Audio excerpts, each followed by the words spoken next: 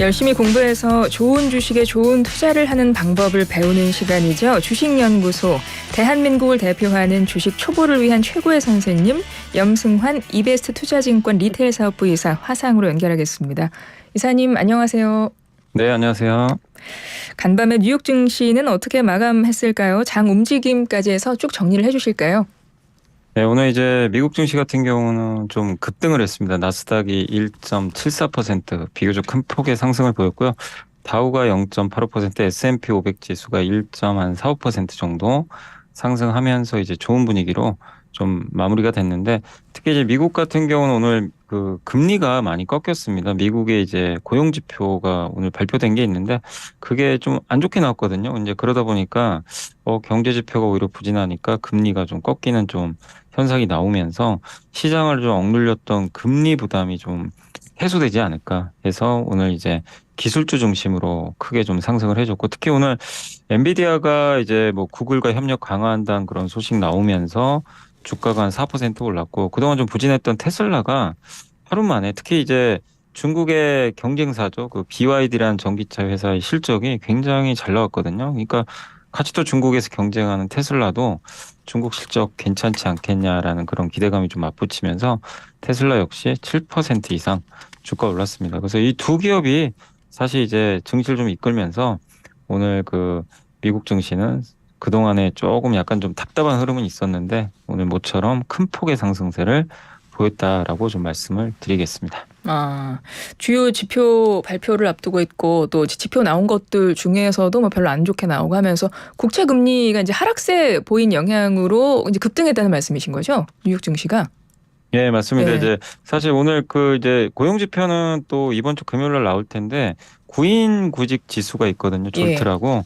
요게 이제 예상보다 훨씬 좀 안 좋게 나온 거예요. 그러니까 구인 구직이 요게 좀 그러니까 채용 공고가 있었는데 이 채용 공고가 원래는 예상이 그러니까 한 900만 건 이상으로 좀 예상을 했었는데 실제 나온 거는 882만 건에 불과하다 보니까 이거 이제 고용이 정말 꺾이는 건가? 이 고용 꺾이는 거는 연준이 좀 바라는 거잖아요. 한동안 고용이 계속 잘 좋게 나왔잖아요. 예, 그러니까 이제 금리는 계속 오르고 물가 안 꺾이고 막 이러다 보니까 근데 고용이 좀 꺾여야 된다고 이거는 연준 의장도 직접 얘기를 한 거예요. 근데 이게 꺾일 조짐이 보이니까 오늘 바로 미국의 금리가 급락을 했습니다. 금리 급락하면 당연히 나스닥한테 좀 좋잖아요. 그래서 오늘 이 부분이 일단은 호재, 오히려 좀 아이러니하지만 시장에는 호재로 작용을 한 것 같습니다. 네. 지난주에 잭슨홀에서 열렸던 경제 심포지엄에서 제롬 파월 연준 의장이 연설을 했었잖아요. 그 당시에 어떤 연설한 것이 지금도 뭐 뉴욕 증시에 좀 영향을 주고는 있나요? 사실 그냥 별 얘기 안 한 게 호재였어요, 사실은. 별 얘기 안 했나요?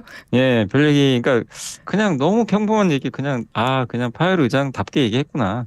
그냥 그건데 왜 호재였냐면 그 잭슨홀 미팅 앞두고 작년 잭슨홀 미팅은 정말 엄청난 폭락장을 연출해 버렸거든요. 너무 세게 발언한 거예요. 그러니까 긴축 더 해야 된다. 이러면서 작년에 S&P 500 지수가 그 작년에 잭슨홀 미팅 발언 후에 3% 폭락했거든요, 그날.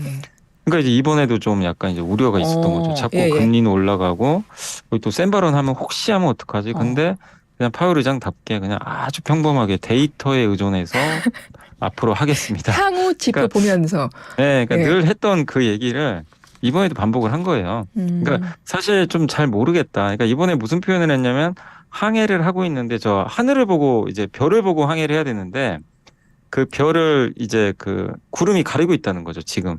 그러니까 별이 안 보인다는 얘기예요. 저 구름이 없어야 별 보고 이렇게 항해를 하는데 지금 약간 그런 느낌이다. 그러니까 그런 시적인 표현을 했습니까? 파월 의장이? 네, 그래서 결국에 이제 원론적인 얘기죠. 이제 데이터 보면서 좀 구름 거칠 때까지 좀 지켜보니까 지금 어떻게 평가할지는 좀 애매하다. 그러다 보니까 시장은 오히려 안도를 했어요. 좀 센 발언하면 어떡할까 했는데 그래서 그 후부터 좀 증시가 좀 반등하더니 이제 오늘 고용이 좀 꺾이니까 바로 이제 증시가 한 번 더 올라가는 그런 흐름이 나온 것 같습니다. 네. 9월 금리에 대해서는 미국 금리, 기준금리 일단 동결될 거다라는 의견은 좀 확실시 되고 있는 분위기죠. 죄송합니다. 제가 잘 이게 좀 안 9월 들리네요. 기준금리. 미국의 9월 기준금리 사람들이 이제 예상을 하잖아요. 근데 이제 네네. 동결할 거다라는 이런 예상에 대해서는 조금 확실하게 사람들이 그렇게 예상을 하고 있는 분위기죠. 지금 9월은 거의 금리 동결이 확실시 되는데 일단 이제 11월은 지금 확률이 한 60% 정도 되는 것 같더라고요. 그래서 아마 11월 추가 인상은 지금 분위기로는 좀 할 걸로 보이는데 근데 다만 어. 지금 보셨지만 9월은 어차피 금리 동결은 거의 확실하지만 11월에 한 번 더 하는 건 좀 어느 정도 알고 있고 근데 음. 지금 이렇게 고용 지표가 조금씩 만약에 둔화되고 지금 사실 올해 10월부터는 또 학자금 대출 상한 들어가야 되거든요. 네. 이제 그 학자금 대출 상환하는 인구만 해도 한 4,500만 명 정도 되는 걸로 알려져 있더라고요. 예. 꽤 큰 그 사람들이 이제 학자금 대출을 갚아야 되면 소비가 줄겠죠. 그럼 그 그렇겠죠. 상황이 만약에 펼쳐지는데 물가가 뭐 그렇다고 엄청 급등할 것도 아니고 그럼 단지 그런 이유들 때문에 또 물가 더 잡으려고 우리 물가 목표가 2%니까 아직 멀었다 해서 추가 금리 인상하는 것도 연준 입장에서 굉장히 부담스럽거든요. 그래서 음. 상황에 따라 좀 달라질 수 있지만 뭐 11월에 금리 인상을 안 할 가능성도 어느 정도 좀 남겨둬야 될 것 같습니다. 그래서 그래요. 한다라는 지금 의견은 높지만 이건 언제든지 바뀔 수 있다. 그래서 일단 제가 보는 관점에서는 미국 소비가 저는 4분기부터 좀 꺾인다고 저는 좀 보고 있거든요. 네. 왜냐하면 지금 초과 저축도 이미 소진되고 있고 그래서 금리 인상은 거의 끝나지 않았나 좀 음. 개인적으로 그렇게 보고는 있습니다. 네. 그 부분은 그러니까 파월 의장의 그 발언에 대한 영향 부분은 뭐 미미했다, 별로 없었다 이제 이렇게 보면 될 것 같고 그리고 이제 지표들 여러 가지 경제 지표들이 이번 주에 또 발표될 것이 남았다면서요? 뭐 어떤 것들이 네. 있나요? 이번 주에 이제 7월 개인 소비 지출 물가 지표가 좀 발표가 되고 8월에 이제 고용 지표 이제 진짜 본 고사죠. 이제 고용 지표가 좀 나올 텐데 일단 개인 소비 지출 물가 지수는 이번에 이제 유가가 좀 올라가면서 네. 약간 좀 반등할 수도 있지만 이제 근원 물가라 그러죠. 이제 네, 네. 유가라든가 이런 걸 뺀 거 그거는 계속 좀 둔화되지 않을까 이렇게 좀 보고 있어서 아마 음. 증시에 큰 영향 안 줄 것 같고 고용은 어쨌든 약간 안 좋은 게 좋아요. 좀 아이러니하지만 아까도 말씀드렸지만 오늘도 고용 안 좋게 나오니까 증시가 급등해 버렸거든요. 예, 예. 그래서 오히려 고용 지표는 조금씩 둔화되는 게 증시에는 이제 도움을 줄 텐데 다만 이 구직구인 그러니까 채용 공고가 감소했다고 그러니까 예상보다 좀 안 좋게 나왔다고 무조건 고용지표 이제 본 고사가 또 안 좋은 건 아니더라고요. 저게 상관관계가 또 틀리는 경우들도 있어서 그래서 일단 8월 달 고용지표는 한번 지켜봐야 되겠지만 분명한 건 세부적으로 보면 어쨌든 고용이 지금 조금씩은 둔화되는 조짐은 분명히 나오곤 있더라고요. 그래서 음. 8월에도 좀 고용지표가 뭐 이렇게 정말 뭐 좋게 나오기보다는 계속 조금씩 둔화되는 쪽으로 좀 가지 않을까. 라고 이제 대체적으로 그렇게 전망은 하고 있는 것 같습니다. 네. 또 요것도 짧게 좀 여쭤볼게요. 미 상무장관의 방중이 시작됐다고 해요. 이게 미국과 중국의 관계, 경제적 타협 같은 게 좀 이루어질 수 있을까요? 이게 그러니까 지금 뭐 옐런 자무장관도 갔었고 이번에 이제 러먼도 상무장관도 갔는데 뭐 네. 일단 디커플링 안 하겠다. 그러니까 극단적으로 갈라서지는 않고 또 협력할 건 하겠다. 이런 좋은 분위기로 출발을 했는데 뭐 오늘 또 나온 뉴스 보니까 러먼도 장관이 또 굉장히 강경하게 나왔더라고요. 그러니까 이제 뭐 지식재산권 침해라든가 보조금 차별적으로 주고 그러니까 이제 미국 기업들이 중국에서 좀 피해를 본다. 약간 어. 이런 걸 또 이제 얘기를 했던 것 같아요. 예, 그러니까 예. 이거 너무한 거 아니냐. 예, 이렇게 불평등하게 대우를 하느냐. 근데 거기에 대해서 주장을 한 거는 결국엔 할 얘기는 하겠다는 거거든요. 타협도 타협인데 이제 얘기할 건 얘기하겠다라는 그런 좀 내용인 것 같고 그다음에 이제 중국에서 이제 군사적으로 사용될 가능성이 있는 기술 관련 수출 통제 뭐 예를 들면 AI나 반도체 같은 거 있잖아요. 네. 이거 좀 줄여달라고 요청을 했어요, 이번에도. 근데 이건 뭐 단호하게 안 된다. 예, 음. 국가 안보에 관련해서 협상할 수 없다. 그러니까 이렇게 되는 순간 중국이 원하는 건 저거거든요. 사실은 저거 좀 풀어달라는 건데 미국은 안 풀어주는 거죠. 어떻게 보면. 음.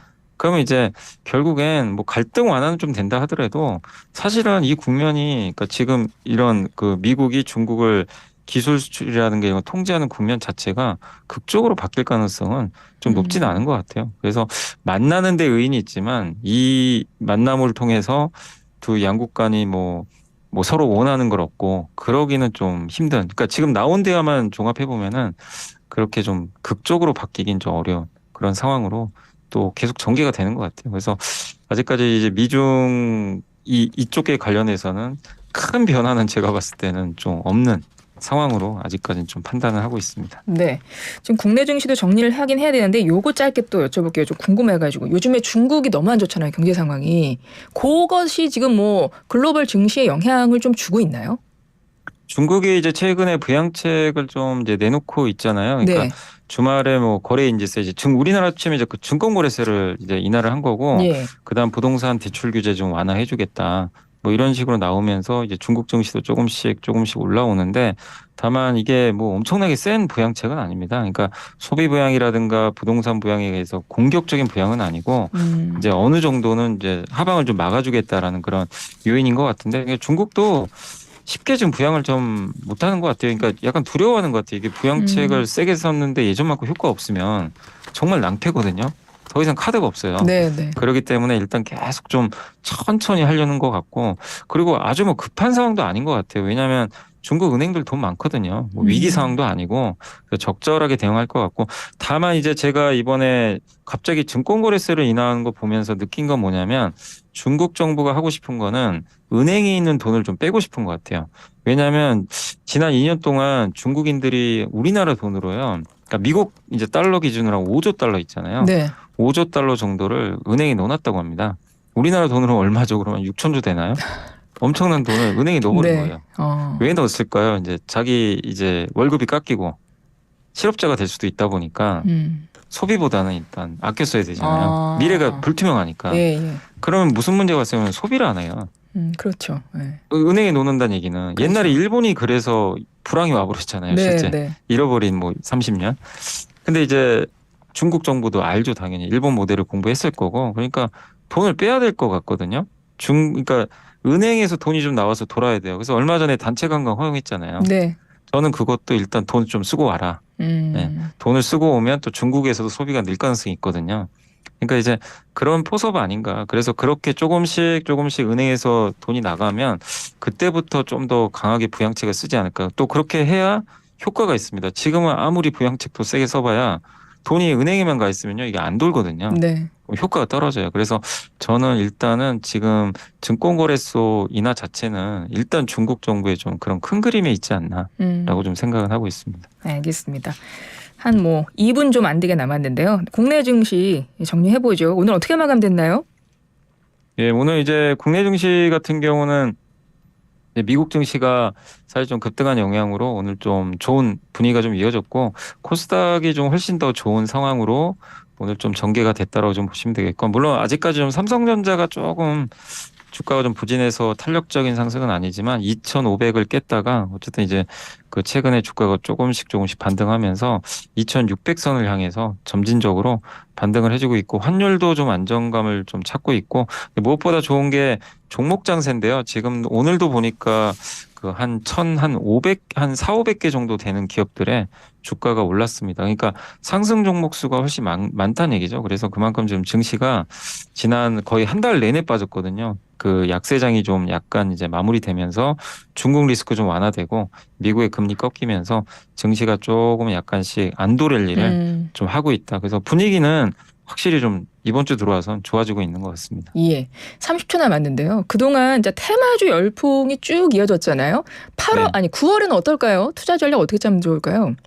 일단 이제 테마주는 되도록이면 좀 관망하시면 좋겠고, 네. 예측이 안 됩니다. 근데 이렇게 이제 증시가 정상적으로 움직이면요, 테마주가 힘을 잃습니다. 그래서 오늘도 테마주는 좀 힘들었거든요. 그래서 여러분들이 투자하실 때 좀 너무 많이 오르거나 이런 테마주보다는 좀 부진했던 기업 중에서 좋아질 섹터, 가장 대표적인 게 사실 반도체 같은 기업들이에요. 네. 반도체 그동안 안 좋았는데 이 산업 사이클이 결국엔 재고 줄면서 돌아설 것 같고, 그래서 이 점진적으로 좀 이제 업황이 좋아질 수 있는 그런 소외주들 위주로 보시면 어떨까. 그래서 뭐 대표적인 게 반도체, 뭐 인터넷, 뭐 이런 섹터들이 있으니까 소외주 중심으로 한번 9월달 뭐 전략 세우셔가지고 좀 여유 있게 투자하시면 좋을 것 같습니다. 알겠습니다. 염승환 이베스트 투자증권 리테일 사업부 이사와 함께했습니다. 이사님 오늘 말씀 고맙습니다. 네, 감사합니다.